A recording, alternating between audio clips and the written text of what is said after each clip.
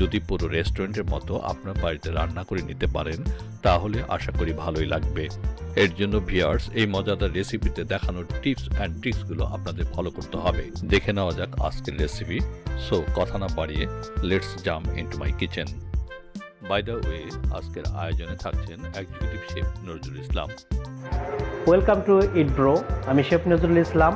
আজকে আপনাদের একটা নতুন রেসিপি দেখাবো, সেটা হচ্ছে খুব সহজে রান্না করা যায় এবং খুব সুস্বাদু একটা খাবার।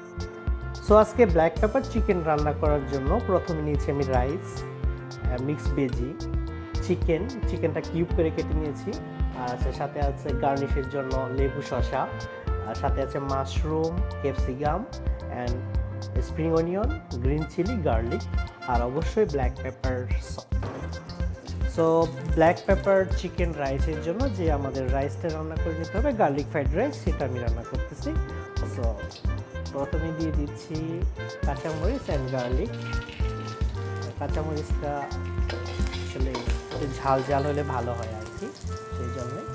আর দিয়ে দিচ্ছি প্রথমে একটা এগ।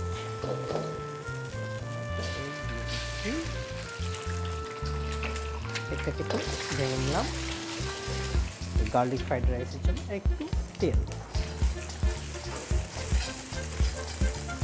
সাথে দিয়ে দিলাম ভেজিটেবল ছিল। এখানে আছে carrot, capsicum, tomato and sweet corn.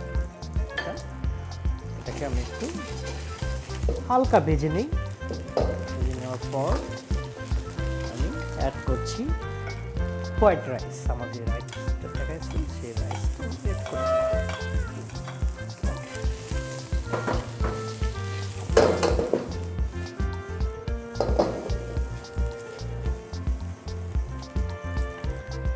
তো দেখতেই পাচ্ছেন কত সুন্দর একটা চলে আসছে colourful rice, garlic fried rice.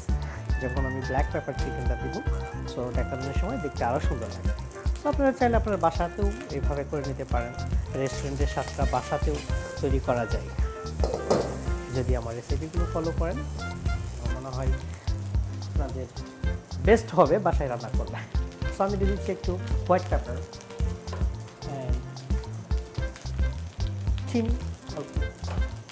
সাথে দিয়ে দিচ্ছি পরিমাণ মতো সল্ট, একটু আজিনোমোটো, টেস্টিং সল্ট যাকে বলে। তো এখন আমি মিক্স করে দিচ্ছি। সো রাইসটা আমি আর অন্য কোনো কালার করলাম না, দেখতে এমনি চমৎকার লাগতেছে। একদম ব্ল্যাক পেপার চিকেন রাইস, সেটা হচ্ছে আপনার একটা আসলেই জাপানিজ ফুড, ওয়েস্টার্ন ফুড। হ্যাঁ, এটা বাইরের দেশে অনেকে খুব মজা করে খায়। আমাদের বাংলাদেশে আছে, বাট খুব কম। আপনারা চাইলে বাসায় সুন্দর পরিবেশে এইভাবে রান্না করে নিতে পারেন ব্ল্যাক পেপার চিকেন রাইস। রান্না করার জন্য চিকেনটা একটু ফ্রাই করে নিচ্ছি এখানে। হ্যাঁ, সাথে দিচ্ছি ক্যাপসিকাম, অনিয়ন আর একটু ক্যারট। খুব সুন্দর মুচমুচে হয়ে রান্না হচ্ছে। জাস্ট এটা 1 মিনিটের মতো ফ্রাই করে নিলেই হয়ে যাবে, কারণ আমরা তো আবার ব্ল্যাক পেপার সস অ্যাড করবো, সেই জন্য আমরা 1 মিনিট জাস্ট ভেজে নিচ্ছি। এখন এটাকে 1 মিনিটের হয়ে গেছে, মোটামুটি এরকম চলে আসছে। আমাদের অনিয়নটাও ফ্রাই হয়ে গিয়েছে, ক্যাপসিকামটাও হয়ে গেছে।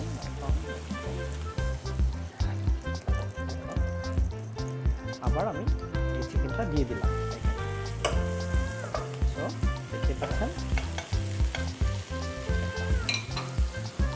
আর আমি সস দিয়ে দিচ্ছি, সাথে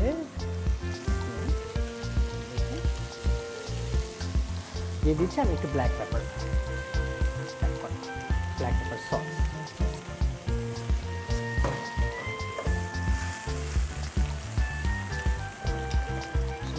একটু মুশকিল হয়ে যায় চপস্টিক দিয়ে, একটু আমি বড় চামচ দিয়ে করি।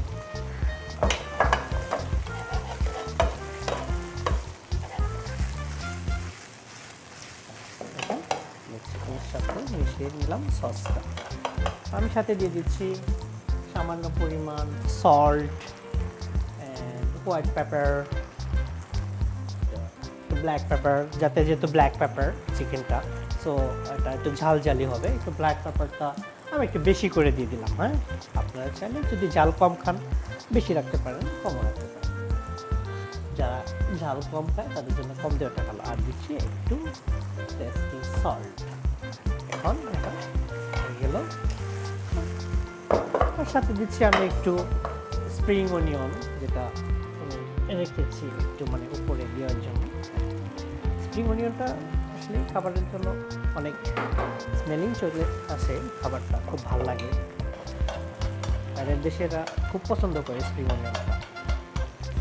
সো হয়ে গেল আমাদের black pepper chicken and rice. এখন আমরা পরিবেশন করা করব। আশা করি আমাদের এই রেসিপিটা নিশ্চয়ই ভালো লাগবে। আপনারা দেখেই বুঝতে পারছেন এটা কতটা পারফেক্ট।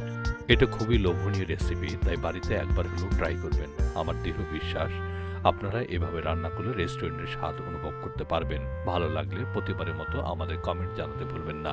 আজকের জন্য এই পর্যন্ত। আবার হাজির হয়ে যাব নতুন কোনো রেসিপি নিয়ে নেক্সট এপিসোডে। আমার চ্যানেল নতুন হয়ে থাকলে চ্যানেলটা সাবস্ক্রাইব করবার অনুরোধ রইল। পাশে থাকা বেল আইকনটি অবশ্যই প্রেস করে দেবেন। এই চ্যানেলে যখনই নতুন রেসিপি দেখানো হবে সবার আগে আপনার কাছে খুব তাড়াতাড়ি পৌঁছে যাবে। সো গাইজ, আজকের মতো এই পর্যন্তই। ওকে, বাই, টেক কেয়ার।